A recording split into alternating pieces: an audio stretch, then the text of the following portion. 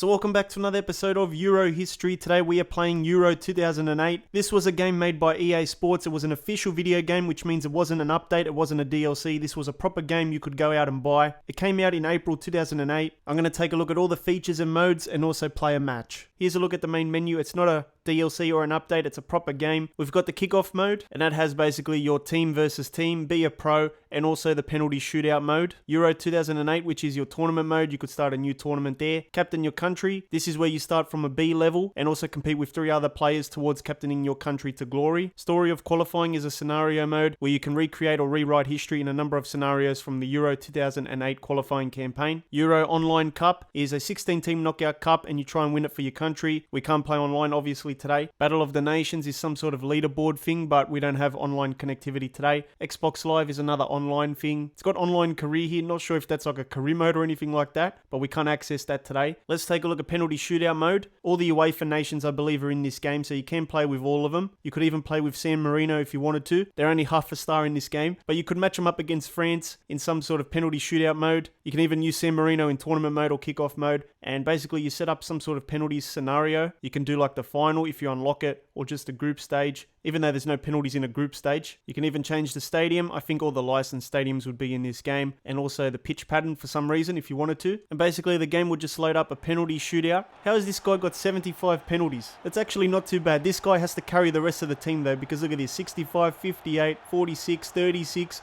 17, 15 penalties, and also the finishing is 33, 31, 20. Can you score with a guy that has 20 finishing? I don't know, but we're going to find out today. So this guy has 20 finishing. Let's see if he scores this penalty. It's going to be a miracle here. Yes, look at that. He shot it as good as a 90 overall player, really. I don't think the stats mean much. And Thierry Henry against the San Marino goalkeeper. And he scores, of course. Let's do one more with our best penalty kick taker, Marani.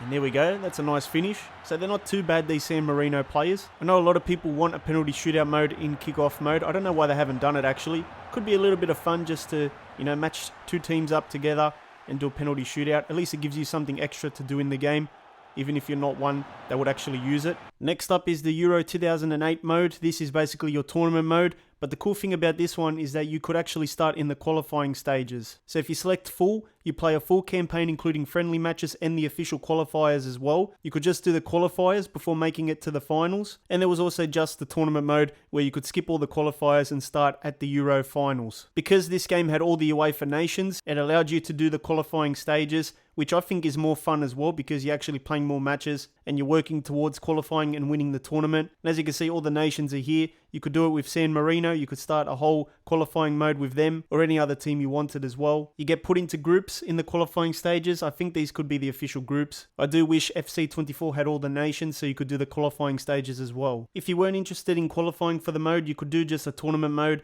You could select from one of the teams here. You could also replace a team by pressing triangle, and you can just add in teams that you wanted in the tournament. And this is your tournament mode. So you've got the group match that you can play, the stats there, so you can check injuries, top 20s, fixtures and results and group tables. There's also team management. Let's take a look at Captain Your Country now. This is like a player career mode within this game. This is your chance to compete with 3 other players, user or CPU, for the honor of leading your nation to success in the Euros. Play well to improve your player and rise up from a B international to captaining the squad in Euro 2008. So you've got the match ratings that come up as you play. So yeah, it's like a player career mode. It's better than what we've got in FC24, where you just do tournament mode, but instead of controlling a team, you just control a player. You can create a pro or use an existing rule player. You select 4 different opponents if you're playing against the CPU, and you get to play friendlies and qualifiers in this mode. Career summary is where you get to see your reputation and all your career stats. You even get to look at your competitors as well. This is where you get to improve your player through XP. So this one is a pretty good mode because you get to play a lot of matches and you get to start in the B team, work your way up. You get to play qualifiers, friendly matches, and you're competing against other players in the team as well. Next up, we have the story of qualifying, which is like a scenario mode. You get to relive the highs and lows of the qualifying stages of Euro 2008. There's different scenarios, as you can see, based on different stages in the qualifying period. You can even relive some classic moments from Euro 2004. For this example, it's the 51st minute, Portugal are losing 1-0 and Greece has to save a penalty to stand any chance of coming back. You have to avoid defeat, you can win the match and win by 2 goals as well, and you get different points for those objectives. If you press the square, you can get more information about the actual match in real life. I don't know why we don't have this in FC24, you know? Yeah, I really enjoy this because it's not just playing matches,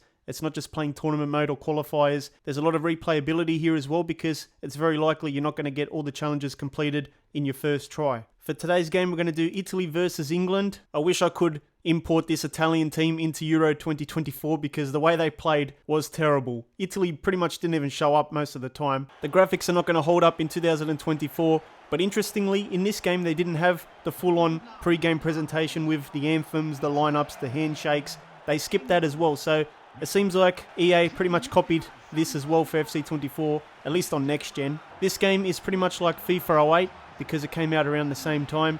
So obviously the gameplay and the graphics are going to look like that game, but in this one you've got all the official, ad boards and broadcast presentations. All the licensing is there. The national team kits are all there, I think, as well. And the stadiums are there, of course. The ball as well. That's a terrible pass. Let me know if you have any memories of Euro 2008. Let me know if you've still got this game lying around. Let me know if you've played this game recently to get into the Euro spirit. I always like coming back to these old games. I always love my nostalgia, whether it's music or video games. Nostalgia is a powerful thing, man. Here's Pirlo. Let's see if we can do a nice Pirlo pass, almost. Ashley Cole, one of the best left backs. In terms of the gameplay, it's not too bad, but obviously you wouldn't want to play a whole career mode with FIFA 08 gameplay these days. It doesn't have the 360 dribbling, but the quality of the players were amazing. This era of football was pretty nice as well, The quality was there.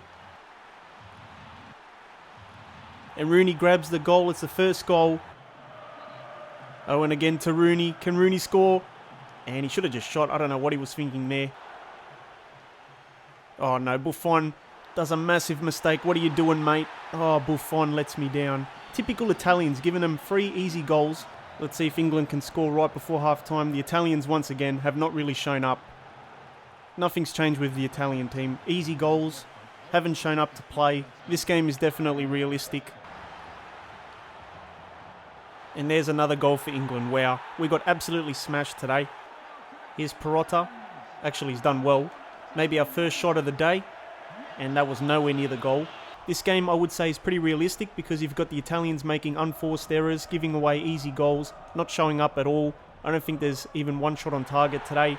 Professional difficulty in this game shows no mercy. If they have to smash you, they will. I can't even imagine what legendary difficulty is like in this game. But it's nice to come back to Euro 2008. Thank you to my Vapex FC channel members, Chris, Callum Wing, Duffy Boy and Christian. If you want your name here, make sure you sign up using the link in the description. If you did enjoy, make sure you leave a like for me, make sure you subscribe for more episodes, and hit the thumbnail in the middle to watch another FC25 video.